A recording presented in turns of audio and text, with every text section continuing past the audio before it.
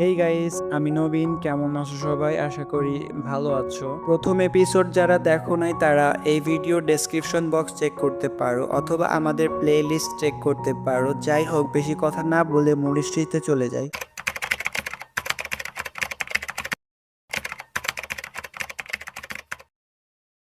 11 বছর বয়সী টিপু ছোট্ট একটা গ্রামে বাবা মায়ের সঙ্গে থাকে। টিপুর বাবা বাজারে ছোট্ট একটা চায়ের দোকান চালান। সংসার অভাব থাকলেও ভালোবাসার কোনো কমতি নেই। এইবার রমাদান এসেছে, পুরো গ্রামে উৎসব মুখ আমেজ।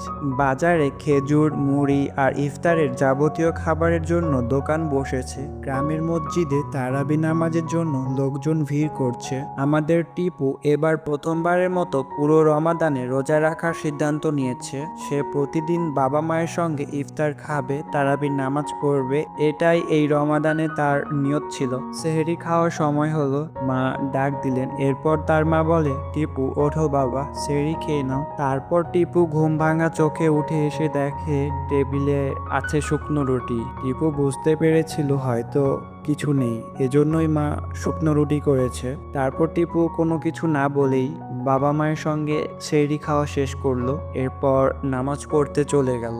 এর পরের দিন সকাল হলো, টিপু বাবার দোকানে গেল। বাজার এক কোণে ছোট্ট একটা দোকান, কয়েকটা মাটির কাপ আর এক পাশে বিস্কুট আর পাউরুটি রাখা।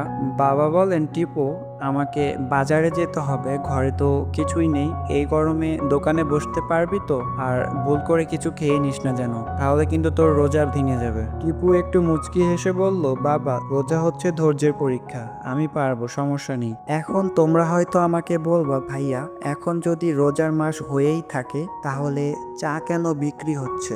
এখন কথা হলো, কিছু কিছু মানুষ রোজা রাখে, আবার কিছু কিছু মানুষ আছে যারা রোজা রাখে না। তারপর আবার বিভিন্ন ধর্মের মানুষও রয়েছে, তাই না? যাই হোক, তারপর টিপুর বাবা ছেলের মাথায় হাত রেখে দোয়া করলেন। তারপর বাজারে চলে গেলেন। দুপুর গড়িয়ে গেল, সূর্যের তীব্রতা আরো বাড়লো। বাতাস প্রায় থেমেই আছে, গলা শুকিয়ে কাঠ হয়ে যাচ্ছে টিপুর। তারপর বেশ কিছু সময় পর তার বাবা বাজার থেকে চলে আসলো। টিপুর বাবা এসে বলেন, এক হাঁড়ি ঠান্ডা পানি আনবি, এই গরমে সবাই ঠান্ডা পানি খুঁজবে। এরপর টিপু হাঁড়ি নিয়ে কুয়োর দিকে গেল, হাঁড়ি ভর্তি পানি নিল, কিন্তু গরমে তার নিজেরই প্রচন্ড তৃষ্ণা পাচ্ছে। টিপু ভাবলো একটু পানি খেলে কেউ তো আর দেখবে না, কিন্তু সাথে সাথেই মনে হলো আল্লাহ তো দেখছেন। সে নিজেকে সামলে নিল। এরপর পানি না খেয়ে দোকানে ফিরে গেল।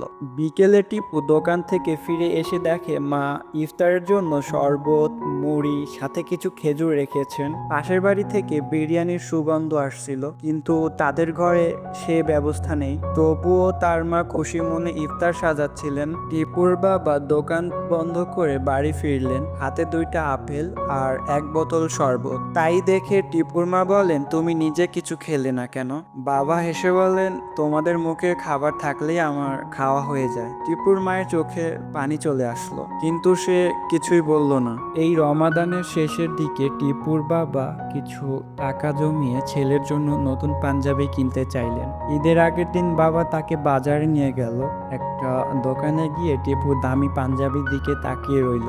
বাবা বলেন, টিপু তুই এই পাঞ্জাবিটা নিয়ে নে, তোর জন্যই তো টাকা জমিয়েছি। কিন্তু টিপু মাথা নাড়িয়ে বলল, বাবা আমি এটা নিব না, আমাদের ইফতার খুব একটা ভালো হয়নি। ঈদের দিনও যদি ভালো খাবার না হয় তাহলে কেমন হবে বলো?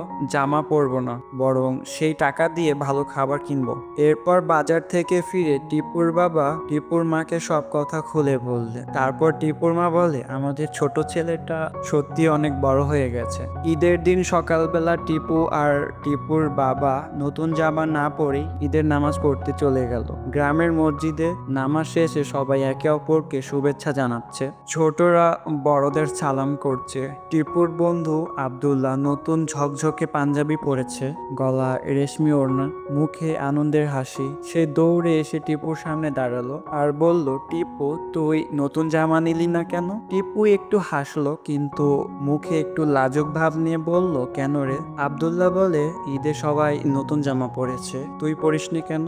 আগে সেটা বল। টিপু একটু চুপ করে থেকে বলল, নতুন জামার থেকে আমার মা বাবার মুখের হাসিটা আমার কাছে বেশি দামি। আমরা ইফতারে ভালো কিছু খেতে পারিনি, ঈদের দিনও যদি ঠিক তেমনটাই হয় তাহলে কেমন লাগবে? তাই বাবা যে টাকা আমার জন্য রেখেছিল সেটা দিয়ে ভালো খাবার কিনেছি। আব্দুল্লাহ অবাক হয়ে টিপুর দিকে তাকিয়ে রইল। তার চকচকে জামাটা যেন এক মুহূর্তে ফিকে হয়ে গেল। ঈদ মানে শুধু নতুন জামা না, ঈদ মানে সবাই মিলে আনন্দ করা। আমি আগে কখনো এটা বুঝিনি। টিপু একটু হেসে বলল, হ্যাঁ, ঈদের আসল আনন্দ তো পরিবারের সাথেই, তাই না? চল আমাদের বাড়ি যাই, তোকে আমার আম্মুর বানানো সেমাই খাওয়াবো। এই গল্পটির শেষ পর্যায়ে আমরা চলে আসলাম। এই গল্পটি থেকে আমরা এটা শিখলাম যে রমাদান শুধু রোজা রাখার মাস নয়, এটি ধৈর্য, ত্যাগ ও শেখার মাস। টিপুর মতো আমাদেরও ধৈর্য ধরতে হবে এবং পরিবারের জন্য ত্যাগ স্বীকার করতে শেখা উচিত। এই ছোট্ট গল্পটি আমার লেখা ছিল,